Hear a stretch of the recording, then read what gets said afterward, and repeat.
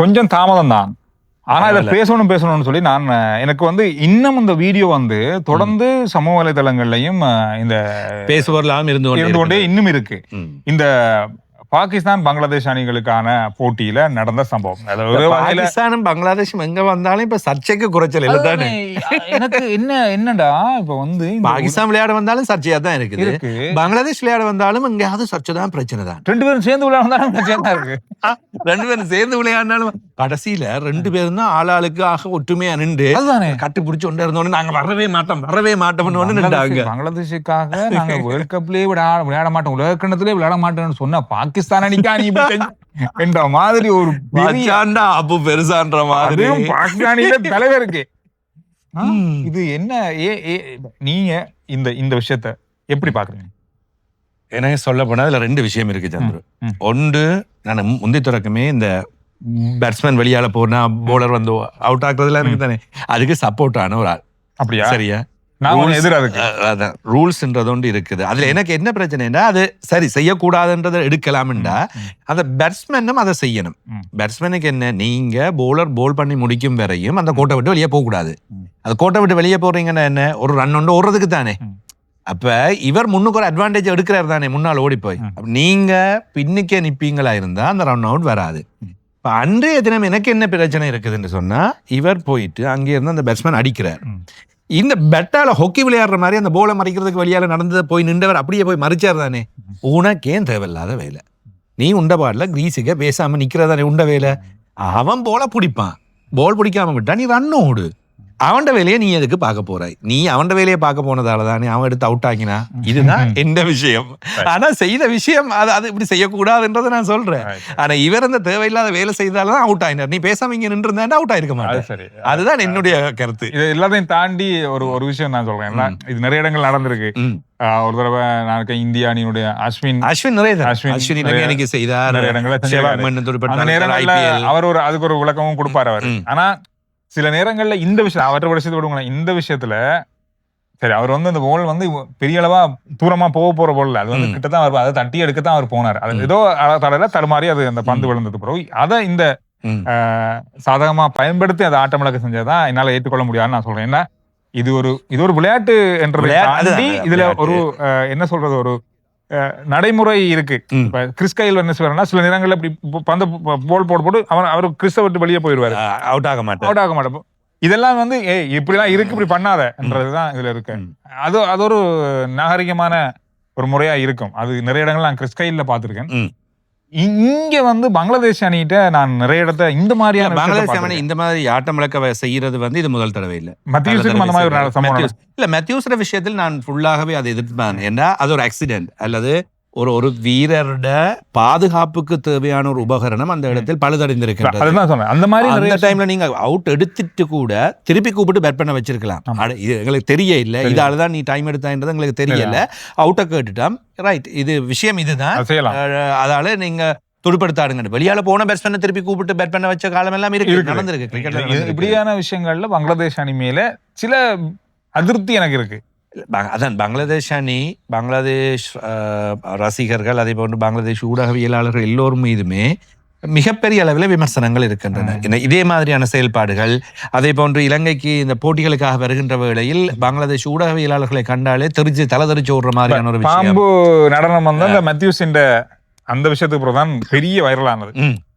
இலங்கை அணி இப்ப இலங்கை அணியினுடைய ரசிகர்கள் பங்களாதேஷ் அணிக்கு அவ்வளவு பெரிய ஆதரவு குறைவு. அந்த மேத்யூஸ் விஷயத்துக்கு பிறகு நிறைய எதிர்ப்பு வந்துச்சு. அதுக்கு பிறகு பலதரப்பட்ட விஷயங்கள் இருந்தாலும் ஒரு கட்டத்துக்கு மேல நாம பங்களாதேஷா அப்படின்ற அளவுலாம் இருக்கு. இப்ப பாகிஸ்தான் ரசிகர்கள் இலங்கையில நிறைய பேர் இருக்காங்க. பாகிஸ்தானுக்கு ஒரு பெரிய ரசிகர் கூட்டம் இலங்கையில இருக்கு.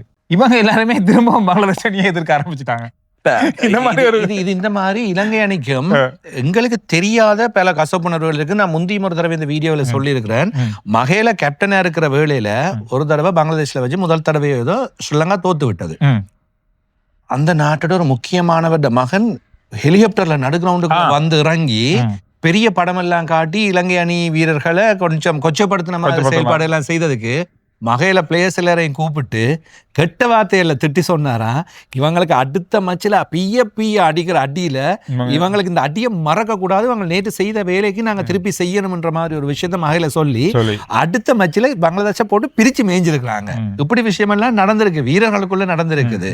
அப்ப அதனாலதான் இந்த வெறுப்புகள் அப்படியே வந்து இப்பொழுது இலங்கையில் பங்களாதேஷ் என்றால் இலங்கை ரசிகர்களுக்கு அல்லது இலங்கையர்களுக்கு பங்களாதேஷ் ஒரு வெறுப்பானவர்கள் மாதிரி போய்விட்டார்கள். அந்த பாகிஸ்தானோட அந்த விஷயத்தை பத்தி சொல்லல, நான் மத்தியூஸ் விஷயத்துல பொதுவாக கொஞ்சம் ஓகே கொஞ்சம் அநியாயமான இதே மாதிரி இந்தியாவுக்கு எதிரான பல சம்பவங்கள் இருக்கின்றன. இப்ப பல இடங்களில் அவர்கள் அவ்வாறு செய்திருக்கின்றார்கள். அதான் இப்ப நீங்க சொன்ன மாதிரி சந்துரு, இந்த விஷயம் பொதுவான அணிகளுக்கு மற்ற அணிகளுக்கு என்றால் ஏற்படுவதாக இருக்கும். அண்மையில் உலக கிண்ணத்தில் உங்களுக்குள் ஒரு நல்ல நட்புணர்வு ஒன்று ஏற்பட்டு உங்களுக்காக தோள் கொடுத்து நின்ற ஒரு அணி உண்டு. அந்த அணிக்கும் அந்த அணியின் தலைவருக்கு நீங்கள் இப்படி செய்தது என்பதில் இதில் தான் நான் இந்த விஷயத்துக்கு வருகிறேன். அப்படி செய்தது அநியாயமான விஷயம் பாக்குறவங்க சொல்லலாம் அது விளையாட்டுடா இது வேறடா அப்படின்னு சொல்லலாம். நீங்க இல்ல அது விளையாட்டுக்காக தானே அவர்களும் சப்போர்ட் பண்ணாரு, அந்த விளையாட்டுக்கு தான் பண்ணாங்க, அதே விளையாட்டுக்கு சப்போர்ட் பண்ணாங்க தானே. அப்ப அதே விளையாட்டுக்காக சப்போர்ட் பண்ணி இருக்கும் போது அப்படி செய்யறது அது ஆட்டமிழப்புக்கான ஒரு சந்தர்ப்பம் தான், இல்லைன்னு நான் சொல்லல, மறுக்கல. ஆனா அந்த ஆட்டமிழப்புக்கும் அது ஆட்டமிழப்பை செய்யறதுக்கும் ஒரு ஒரு ஒரு முறை இருக்கிறது. அதுக்கான ஒரு இந்த இடத்துல ஓகே இந்த இடத்துல செய்ய வேணுமா, கட்டாயம் செய்யத்தான் வேணுமா என்ற ஒரு எண்ணம் இருக்குங்க. அதை அடிக்கிறது முதல் யோசிக்கணும், அடிச்சது பிறகு ஒன்றும் செய்ய முடியாது. நீங்க கேட்காடி அம்பையர் அவுட் கொடுத்துருவாங்க, அவுட் கொடுத்தாலும் அவுட்டை ரிவோக் பண்றதுக்கும் இருக்குதானே. அதான் நான் சொன்னேன், வெளியே போனவர்களை கூப்பிட்டு துடுப்படுத்தாட வச்சிருக்காங்க. அதுக்கும் கிரிக்கெட்ல அந்த ரூல்ஸ்ல இடம் கொடுத்துருக்காங்க தானே. இப்ப ஒரு அவுட்டை நாங்க கொடுத்துட்டோம் அல்லது இது அவுட் இல்லைன்ற மாதிரி இருக்குது அல்லது அவரை திருப்பி நாங்க பேட் பண்ண வையுங்கன்னு சொல்லி அம்பையர்கிட்ட சொல்லி போனவரை திருப்பி கூட்டி கொண்டு வந்து அடுத்த ஒரு இன்னொரு பேட்ஸ்மேன் அவுட் ஆகின பிறகு பேட் பண்ண வைக்கிறதுக்குமே வாய்ப்புகள் இருக்கின்றன, நடந்திருக்கின்றது கிரிக்கெட்டில். எனவே நிறைய விஷயங்கள் பார்த்திருக்கேன். சில தோனி விக்கெட் காப்பாளராக இருக்கும் போது சங்கக்கார அந்த நாள்ல கழுவித்தாருன்னு இவங்களுக்கு நிறைய சந்தர்ப்பங்கள் வரும் ஏதோ ஒரு வகையில. ஆனா சில சந்தர்ப்பங்கள் அவங்களுக்கு ஓகே அவங்களுக்கு தெரியும் இது இது இது பண்ணக்கூடாது என்ற அந்த இது இருக்கு. அது தோனிட்டையும் பார்த்திருக்கேன், சங்கக்காரட்டையும் நான் பார்த்திருக்கேன். நீங்க பார்த்திருப்பீங்க இந்த விஷயத்த. நீங்க என்ன அது சொல்றவா கருத்து கொஞ்சம் நாளை எடுத்து ஒரு கிழமை போயிட்டு தான் இருந்தாலும் இன்னும் இந்த விஷயங்கள் பற்றி பேசிக் கொண்டிருக்கின்றன. எங்களுக்கு ரெண்டு பேரும் சந்திச்சு கொள்ள நேரம் கிடைக்கல, அதனால கொஞ்சம் பிந்தி என்றாலும் பரவாயில்ல. இதற்குள்ள நல்ல விஷயங்கள் சிலது நடக்கும். இந்த வீடியோக்களை பார்க்கின்றவர்கள் இப்படி செய்யலாம் செய்யக்கூடாதுன்ற ஒரு முடிவுக்கு வருவீர்கள். அதற்காகவே தான் நாங்கள் இதை விளையாட்டுல மட்டும் இல்ல பொதுவா எல்லா விஷயத்திலையும் விட்டு கொடுப்புகள். நிறைய பேர் திட்டுவீங்க அது அவுட் தான், நீங்க ரெண்டு பேரும் சும்மா பேசாதீங்க. இல்ல நானே தான் நான் அதையுமே சொல்றேனே, அது அவுட் தான். ஆனா இந்த சிச்சுவேஷன்ல அது சரியில்லை அப்படின்றத சொல்லணும். ஒவ்வொருத்தருக்கும் ஒரு விஷயம் இருக்கு, ஒவ்வொரு கருத்துக்கள் இருக்கு. எனவே அதே மாதிரி தான் சந்திர இப்ப கிரிக்கெட் செய்கின்ற வீரர்கள் நான் சொன்னது போன்று இந்த விதிமுறை ஒன்று உங்களுக்கு இருக்குண்டா கிரீஸுக்கு வெளியால போகக்கூடாதுன்னா போகக்கூடாது தானே. ஏன் அதை செய்யறீங்க? பார்க்கின்றவர்கள் கிரிக்கெட் பழகின்ற நீங்கள் அதை செய்யுங்கன்றத நீங்க பாத்தீங்கன்னா தெரியும். ஒவ்வொரு பந்து வீச்சு ஒவ்வொரு நடக்கும் போது ஒவ்வொரு வீரரும் இந்த இடத்துல இருந்து துடுப்பாட்ட பக்கமா மூவ் ஆகும் போது பந்து வீசும் போது வெளியே போயிடுவாங்க. இது சாதாரண நடக்கிற விஷயம் தான். வேகப்பந்து வீச்சாளர் நிப்பாட்டிட்டு உடனே இங்க குத்த முடியாது, அது சாதாரணமா இருக்கிற விஷயம் தான். அது ஆட்டமிழக்க ஒரு சந்தர்ப்பம். அங்கிருந்து வர பந்து கையில பட்டு விக்கெட்ல போய் விழும்போது அவர் வெளியே இருந்தா அது அவுட் தான். அது அவர பொறுப்பு, அதுக்கு ஒண்ணும் செய்ய முடியாது. இந்த மாதிரி நிறைய விஷயங்கள் இருக்கு, அதுக்கு அவுட் இல்லைன்னு சொல்ல முடியாது, நீ உள்ள இருந்திருக்கணும். இந்த மாதிரி நிறைய விஷயங்கள் இருக்கு. நீங்க என்ன சொல்றீங்க இந்த விஷயம் பத்தி? நீங்க எல்லாம் அவதானிச்சிருப்பீங்க. உங்களுடைய கருத்து என்னன்றத கமெண்ட்ஸ்ல சொல்லுங்க. அடுத்த வீடியோவில் சந்திக்கிறோம்.